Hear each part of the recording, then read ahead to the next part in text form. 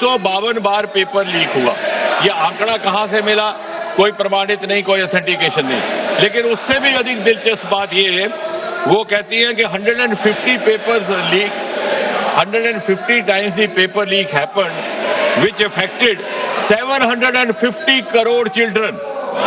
I have verified this from the written script which was there in the parliament last night, where I wanted to actually check on myself.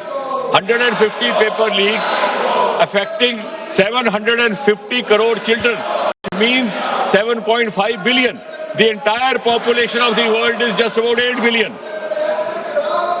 And you have 7.5 billion children in India. ना मालूम ये आंकड़ा कहां से आया। या तो ये मनगढ़ंत है, या तो ये इसमें शरारत है, और या फिर इसमें इग्नोरेंस है। उन्होंने कहा कि सन 2024 के बाद जब ये एक्ट लगा था कोई कार्रवाई नहीं हुई। शायद उन्होंने ये अध्ययन नहीं किया कि 52 FIR लग चुके हैं पिछले 2 वर्ष में जब से ये एक्ट बना, जिसमें से 29 है प्रिवेंशन ऑफ अनफेयर मीन्स और 23 है भारत संहिता के लिए। इसी तरह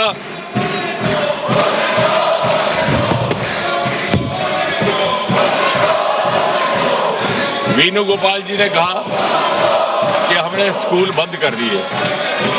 शायद वो ये कहते कि हमारे हायर एजुकेशन के अवसरों में 30% बढ़ोतरी करने का ये काम इस सरकार ने किया है।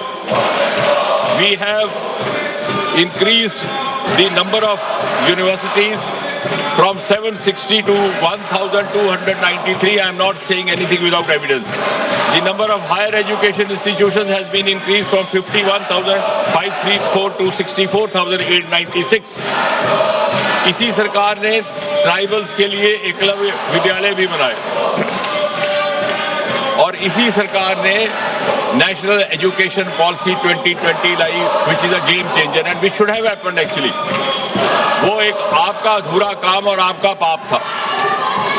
उसका नॉमेनक्लेचर भी गलत था। Human resource development is a nomenclature used in the corporate sector and other places to refer to personnel management, and you had made young children prisoners of the subjects chosen for them in class 12 by their parents, by their guardians, by their elders. NEP 2020 has liberated our adolescent children from these subjects that they took up for class 12 and given them an aptitudinal freedom. अर्थात यदि कोई माता पिता अपने बच्चे को 12वीं कक्षा में, 12वीं जमात में मेडिकल के सब्जेक्ट चुनने के लिए इसलिए हिदायत देते हैं कि उन्हें ये उम्मीद होती है कि वो आगे चल करके डॉक्टर बने, और किसी कारण वो नहीं बन पाता, तो पिछले जैसे हालात नहीं कि वो BSc भी उन्हीं मजमून में करेगा, MSc भी उसी सब्जेक्ट में करेगा, PhD भी उसी सब्जेक्ट में करेगा, ना चाहते हुए भी he becomes prisoners of the subjects.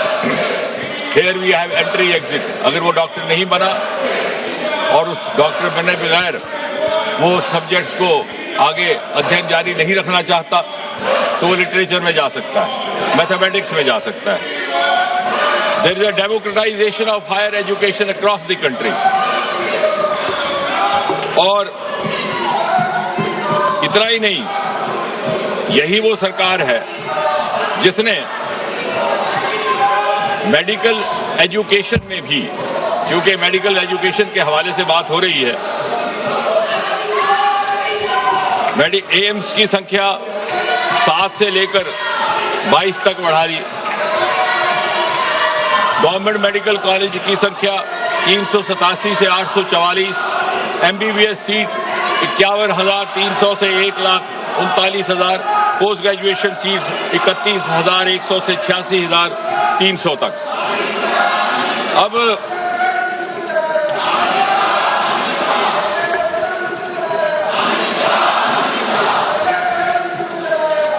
मुझे तो चाहते तो हम ये थे कि इस बिल पर गंभीर चर्चा होती, क्योंकि जिस तरह से प्रधानमंत्री जी ने बड़ी संवेदनशीलता के साथ कार्रवाई की है, अभी हाल ही में जो पेपर लीकेज हुआ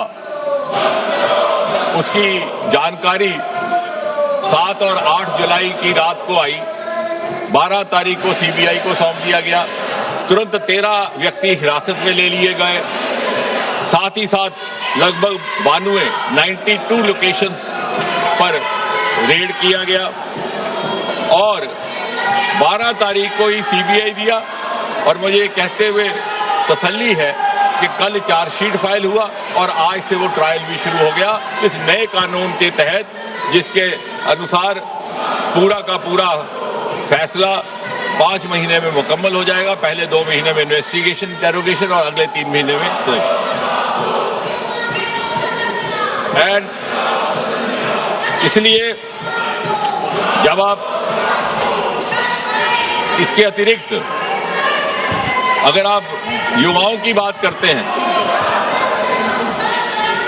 तो इसके अतिरिक्त सरकारी नौकरी की मानसिकता से बाहर निकालने का काम और अन्य विकल्प भी इसी सरकार ने पैदा किए। जब आपने सरकार छोड़ी तो इस देश में स्टार्टअप की संख्या केवल 350 थी, आज बढ़कर के 2,30,000 से ऊपर हो गई। हम तीसरे दर्जे पर आन खड़े हो गए। और इसलिए बहुत समय ना लेता हुआ मैं सीधा इस बजट के विषय में थोड़ी एक बात करके अपनी बात को समाप्त करूंगा, क्योंकि आप इस समय आपका भी उस तरह का नहीं है।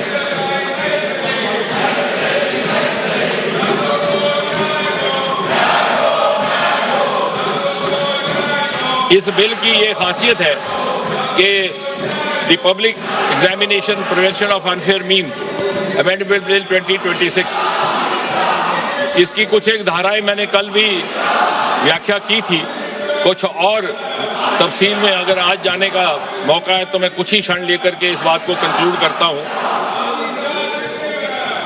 Public examination prevention of unfair means bill 2024 was enacted in January 24, लेकिन हाल ही के घटनाक्रम के बाद ये इस सरकार की संवेदनशीलता है and openness to accept the inputs and to learn from the experience and also to learn from the advice of the experts के लगा कि इसको और stringent बनाया जाए। इस एक्ट के तहत जो अनअमेंडेड था उसमें भी the offence is cognizable, non-bailable, non-compoundable with stringent punishment। लेकिन जब महसूस हुआ कि इसे और ज्यादा सख्त बनाने की आवश्यकता है तो इसकी कुछ एक धाराओं में संशोधन करने का काम किया गया है। सबसेक्शन 1 ऑफ सेक्शन 10, पर्सन और person involve in malpractice, सरकार की अवधि थी 3 से 5 साल and fine up to 10 lakh, उसको बढ़ा करके 5 से 10 साल किया गया और जुर्माना 50 लाख तक। सर्विस प्रोवाइडर, जिसकी परिभाषा मैं कल दे चुका हूं इन माय इंट्रोडक्टरी रिमार्क्स, उनका फाइन था पहले 1 करोड़ तक, उसे बढ़ा करके 5 करोड़ कर दिया गया और उनको 4 साल के बजाय 8 साल तक कोई और एग्जाम कंडक्ट करने पर बाधित कर दिया गया। डायरेक्टर और मैनेजमेंट की सजा 3 साल से लेकर 10 साल से बढ़ा करके 5 साल से 10 साल तक कर दी गई। फाइन 1 करोड़ से बढ़ा करके 5 करोड़ तक कर दिया गया। और इसी तरह जो ऑर्गेनाइज क्राइम है, बार बार कुछ एक सदस्यों ने उसका उल्लेख किया है, मैं उस पर भी वाजे कर दूं कि उसके लिए इम्प्रिजनमेंट 5 साल से 10 साल से बढ़ा करके 7 से 10 साल कर दी गई। Fine which was not less than 1 crore has been increase up to 10 crore. और इसलिए बहुत सारी यहाँ बातें की गई। मैं ये भी कहना चाहूंगा कि कोई भी बच्चा अगर सुसाइड करता है तो जितना आपको उसका खेद है उससे ज्यादा हमें है, लेकिन हमें आंकड़ों में ना उलझाइए। हालांकि किसी मृतक बच्चे के आंकड़े का व्याख्या करना कोई शोभा नहीं देता, लेकिन the rate of suicide related to paper leakage also has reduced over the last few years. यही कुछ एक बात कह करके मैं अपनी बात समाप्त करता हूं।